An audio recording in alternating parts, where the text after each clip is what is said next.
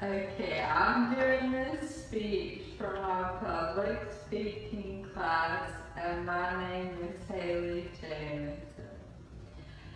I believe children should not be shamed for being interested in technology. Can anyone imagine being in a doctor's office with a screaming baby? I have a younger brother who is 5. His tablet keeps him quiet on car rides, and doctor's offices and out of trouble at home. Today I'm going to talk to you all about the growing problem of technology and how children are being shamed for using it. Over the years, technology has revolutionized our perspective of the world. Technology has created amazing tools and resources, putting each person's most useful information at their fingertips. Today's families are different. Technology's impact on the 21st century family is fracturing its very foundation and causing a disintegration of core values that long ago were the fabric that held families together, juggling school, work, home, and community lives. Parents now rely heavily on communication, information, and transportation technology to make their lives faster and more efficient. The growth of technology has skyrocketed over the last few years. There is, however, a growing body of research that technology can be both beneficial and harmful to different ways in which children think. Moreover, this influence isn't just affecting children on the surface of their thinking, rather because their brains are still developing and malleable. Frequent exposure by so-called digital natives to technology is actually wiring the brain in ways very different than in previous generations. What is clear is that, as with advances throughout history, the technology that is available determines how our brain develops. Nicholas Carr has observed the emergence of reading encouraged our brains to be focused and imaginative. In contrast, the rise of the internet is strengthening our ability to scan information rapidly and efficiently. You can think of attention as the gateway to thinking. Children learn how to pay attention when they are engaged in technology, playing games, watching videos, and etc.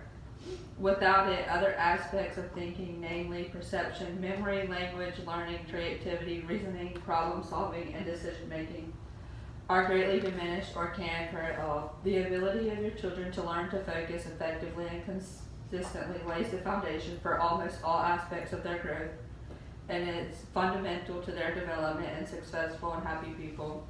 Exposure to technology isn't all bad. Research shows that, for example, video games and other screen media improve visual spatial capabilities, increase attentional ability, reaction times, and the capacity to identify details among clutter. Also, rather than making children stupid, it may just be making them different. For example, the use of internet search engines is causing children to become less adaptive at remembering things and more skilled at remembering where to find them. Are the younger generation addicted to technology? With technology, we have adopted new habits. Gone are the days when parents worried about their teens wearing indecent clothes and moving in the wrong social circle of friends. These things still happen today, but the use of social media and the internet at large is the greatest concern of most parents today. Many teenagers and young adults are so addicted to their smartphones that being without a mobile device can result in instant boredom. Technology has widely opened the bracket of those who can engage in learning as well as those who can teach those in need of knowledge. It also gives students the flexibility of learning at the location they prefer and at the time they want. Today, anyone can go to an online school and obtain universally recognized certificates. Reading has also simplified with ebooks and PDF documents. Children and teens should not be shamed upon and told they are addicted to technology when it's one way of receiving education. The younger generation will be very tech savvy, considering they have grown up around technology and have learned to work and understand it. If you feel technology is not the best thing for your child, consider setting rules or incentives. Do not uneducate your child on the importance and tips of technology. It is our modern world. Teach kids about technology from a young age. Explain that tablets, computers, and other media devices are not toys. It should be handled with care. Discuss with kids the many benefits of technology as well as the risks. Don't frighten them, but discuss the importance of respecting privacy and protecting personal information in age-appropriate ways. These conversations should be ongoing and should become more detailed as your child gets older. Use your judgment. While screen time limits are often a good idea, experts caution that parents shouldn't assume technology is inherently harmful. Consider the context when establishing your family's rules for technology use.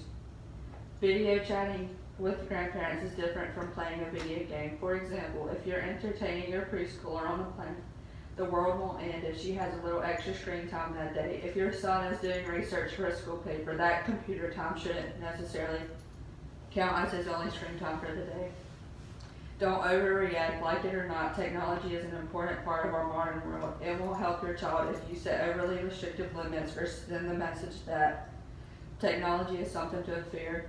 Instead, focus on teaching healthy habits that will stay with your child for a lifetime. What does all this mean for raising your children? The bottom line is that too much screen time and not enough other activities such as reading, playing games, and good old unconstructed and imaginative play will result in your child having their brains wired in ways that make them less, not more prepared to thrive in this crazy new world of technology. Any questions or concerns or suggestions?